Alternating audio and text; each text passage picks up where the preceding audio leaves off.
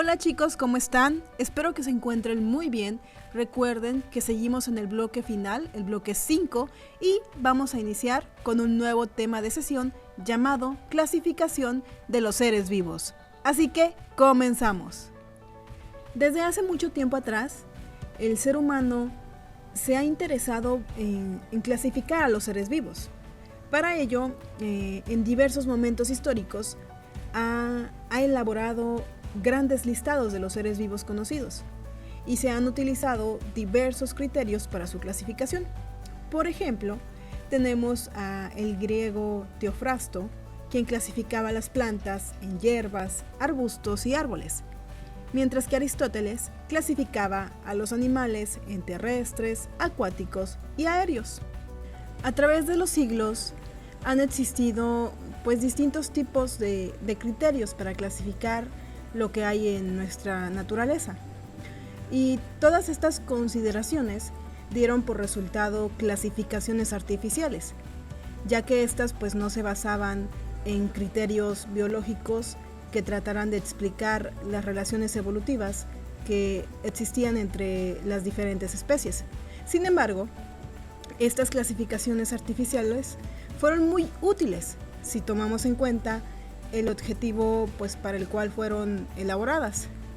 En la actualidad, para el estudio de la biodiversidad, ha resultado de gran utilidad clasificar a los organismos de acuerdo a los criterios evolutivos, para poder establecer así parentescos, semejanzas y divergencias, y formar los llamados árboles filogenéticos, los cuales, si ya hemos visto algunos, estos nos muestran el panorama de la historia de los seres vivos.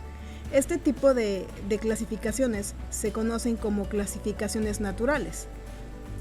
Y la sistemática es una ciencia que se dedica justamente a esto, al estudio científico de la diversidad de los organismos y obviamente de sus relaciones evolutivas, solamente que se apoya de algunas disciplinas, como por ejemplo se apoya de la taxonomía para establecer los criterios para la clasificación.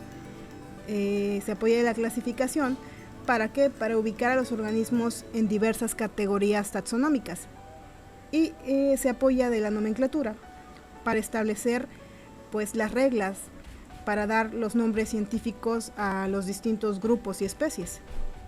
Bueno, como ya vimos, a través del tiempo, los criterios que se utilizan para establecer la forma en que se deben clasificar los seres vivos y por supuesto la manera de nombrarlos se ha ido modificando. Esto de acuerdo con los criterios de los investigadores y por supuesto que de acuerdo también a los avances científicos de cada época. Pero ahora vamos a ver algunos de estos criterios. Uno de los naturalistas que hizo aportaciones de gran trascendencia a la sistemática fue el sueco Linneo. Él propuso el sistema binomial para la nomenclatura de las plantas, pero este sistema más tarde también fue adoptado para ser utilizado en animales, en hongos y en todos los seres vivos, y ha perdurado hasta la actualidad. De acuerdo a este sistema binomial propuesto por Linneo, para nombrar a los organismos se utiliza el nombre científico, el cual tiene varias características que vemos a continuación. Este consta de dos componentes, un primer nombre y un segundo nombre. El primer nombre se inicia con mayúsculas y este se refiere al género, y el segundo nombre se inicia con minúsculas y señala la especie. Hay que tener en cuenta que jamás se utiliza solo el segundo nombre, siempre debe ir acompañado del primero. Ambos, tanto el primer y segundo nombre, se deben escribir en latín. ¿Para qué? Para que sea universal y se aplique en cualquier lengua. Esto para poder evitar así confusiones por el uso de nombres comunes que varían de una región a otra. Y por supuesto que también se debe escribir con letra cursiva o subrayado. En la época de Linneo, la clasificación de los seres vivos se basaba exclusivamente en dos reinos, el animal y el vegetal. En este caso los hongos, por ser sésiles, es decir que pues estaban fijos al suelo, se consideraban dentro del reino vegetal, y los microorganismos se ubicaban de acuerdo a criterios diversos, como a la movilidad que tenían o según la presencia o ausencia de clorofila, pues se podía agrupar ya sea en el reino animal o vegetal. Pero esta clasificación aún era artificial, ya que se basaba principalmente en características pues externas, de forma o de algunas funciones, pero sin atender a criterios evolutivos. Sin embargo, es importante porque Linneo agrupó organismos con características similares en un mismo género, y así fue como pues estableció de alguna manera las posibles relaciones de parentesco entre especies, con lo que pues daba los primeros pasos hacia una clasificación natural que se basara en relaciones evolutivas.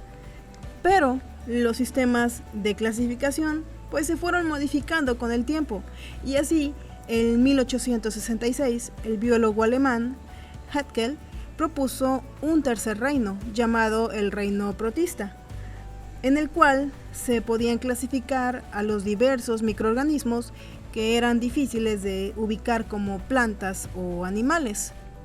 Más adelante, por 1969, el ecólogo norteamericano Whittaker propuso otra clasificación, la cual consistía en 5 reinos, y esta se basaba de acuerdo al tipo de célula, eucariota o procariota, y de acuerdo a las formas de nutrición de los organismos.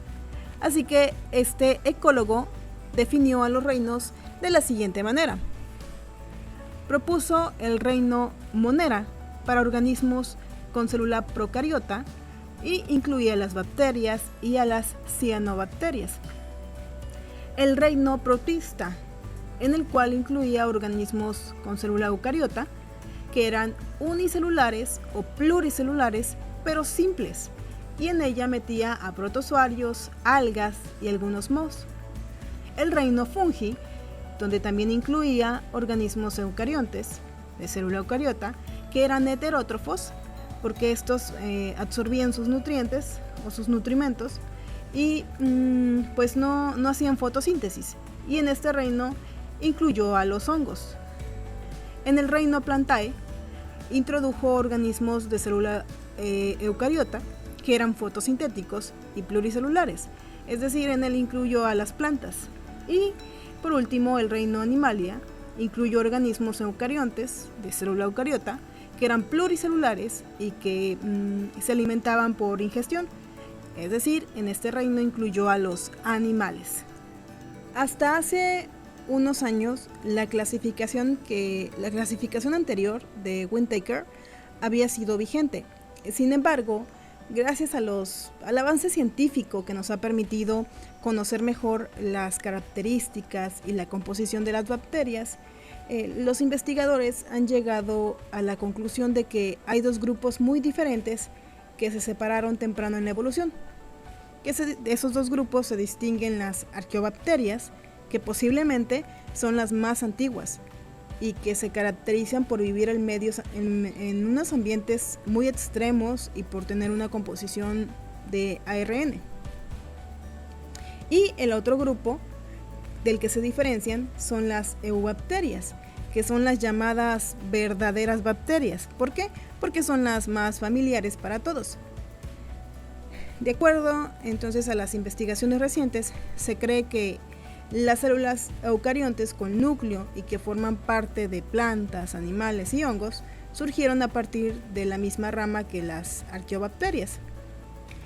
Entonces, aquí es donde entra el investigador norteamericano Carl Woese.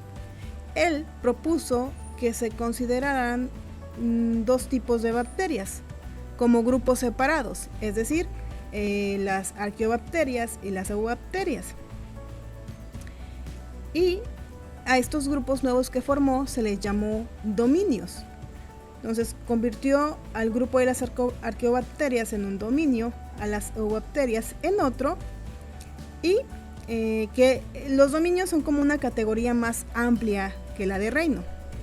Y en otro dominio incluyó a los organismos eucariontes, Así pues el árbol de la evolución o árbol filogenético que se plantea según este investigador, en la actualidad se consideran los 3 dominios que ahí vemos: el arquea, donde se metieron a las arqueobacterias; eubacteria, donde están las eubacterias o bacterias verdaderas; y eucaria, donde están los organismos eucariontes. En muchos ámbitos de la biología ya se ha adoptado la nueva clasificación propuesta por Gobus, en la que se utilizan pues los 3 dominios, como vemos ahí en la imagen: dominio eubacterias, eucaria y arquea. Y se considera que dentro del dominio eucaria se encuentran los reinos protista, fungi, plantae y animalia. Vemos que de acuerdo a este mapa que aquí les presento, tenemos como eje principal la biodiversidad, que es todo lo que tiene vida, y que nos rodea. Y vamos a encontrar como parte de la biodiversidad seres vivos y seres no vivos. Como seres no vivos tenemos incluidos a los virus, de los cuales ya hablamos la clase pasada. Ya sabemos por qué se consideran que son seres no vivos. Y dentro de los seres vivos estamos clasificados, repito, en 3 dominios: eubacterias, eucaria y dominio arquea. Y dentro del dominio eucaria vamos a encontrar el reino animalia, plantae, fungi y protista. Miren, jóvenes, la clasificación de los seres vivos no es un proceso que ya haya terminado. Es posible que aún haya más cambios, ya que en la medida en que se hacen nuevos hallazgos, pues se modifica nuestra forma de entender el mundo que nos rodea. ¿Por qué? Porque pues esto es parte del avance continuo de la ciencia. Esto sería todo por la sesión de hoy.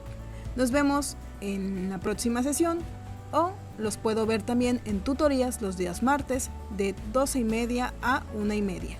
Nos vemos en la siguiente sesión. Adiós.